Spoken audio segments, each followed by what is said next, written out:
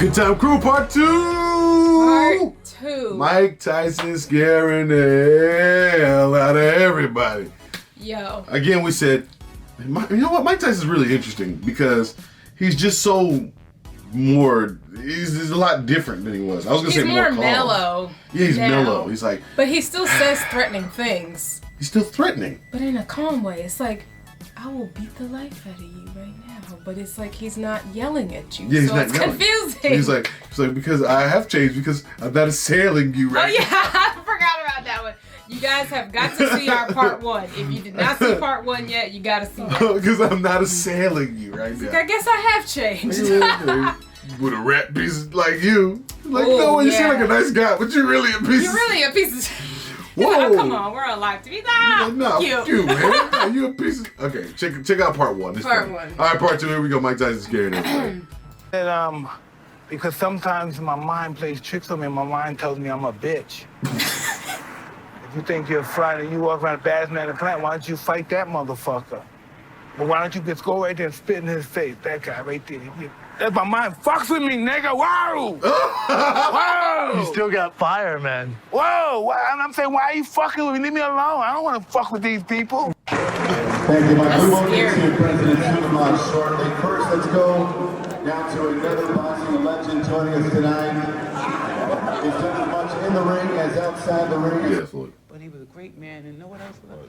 The only thing I didn't disagree, he never said he didn't like confrontation. No, he didn't like confrontation. That surprised you in him, because he was a great competitor. And I'm different. I go right for your throat. Oh, I know that. I just go right for your, not only in fighting, but just in life, I just go right for your throat. Especially if it's a point where you violated somebody else's feelings or mine.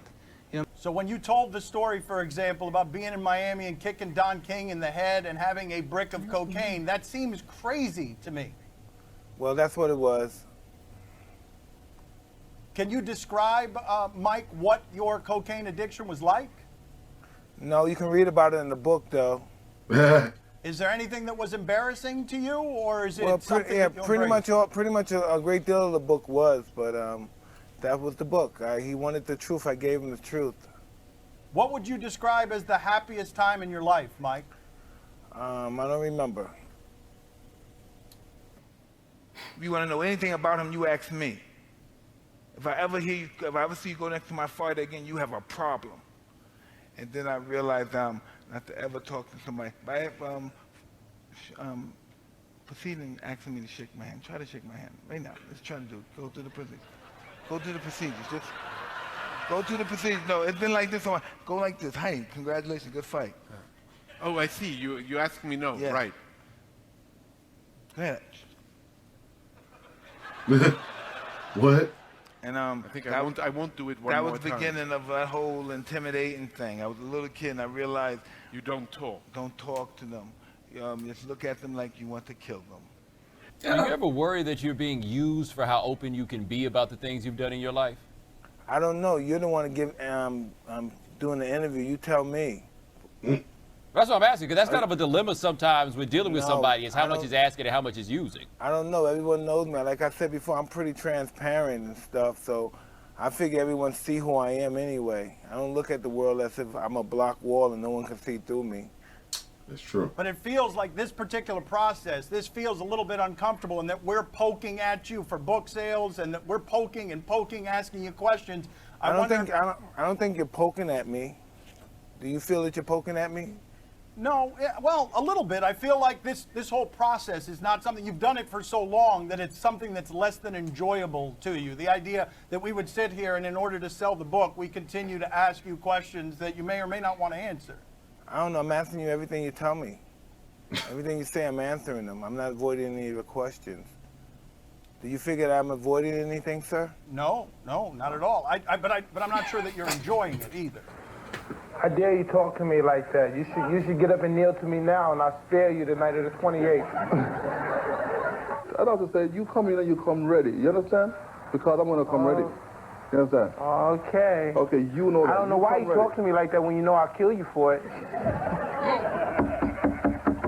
That's what I like about you, Mike. You talk tough. Mike Tyson is Mike. Maybe this should be called Mike Tyson confusing the heck out of everybody. Yeah, because half the time I'm like, oh crap, and then the other half I'm like, what What is he talking about? So do the people seem afraid or do they seem more confused? Like, what's going on here? Maybe the confusion is a part of the scare tactic. Yeah. Because you know what they always say, if somebody's coming up on you, if you act like a crazy person, you'll confuse the other person, and it's like, what? Oh, that's true. I don't know. Maybe, I don't know. I don't know. But those guys interviewing him, they seem, honestly though, a lot of people that interview celebrities sometimes, they just ask stupid questions. Yeah. Like, what was the happiest time in your life? That's the best you got?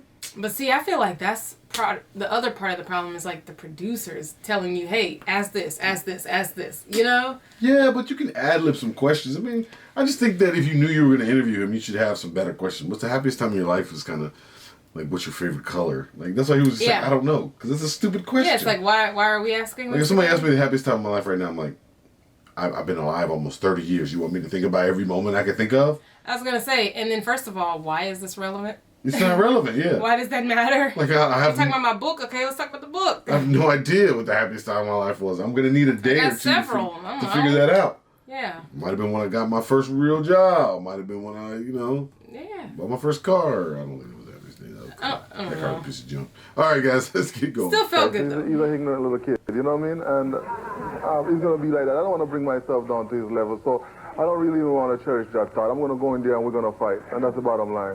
Oh, man, I can't wait till the 28th. I'm going to make you my girlfriend. Let me tell you something, you.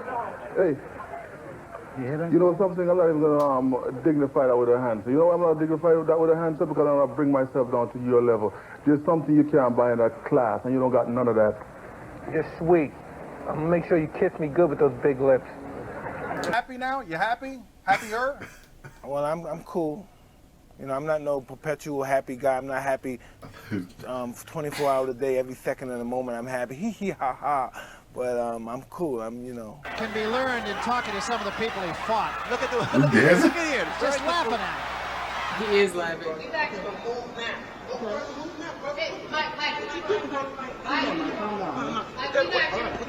Run away! McNeely on Samsonite cable. No, salmon!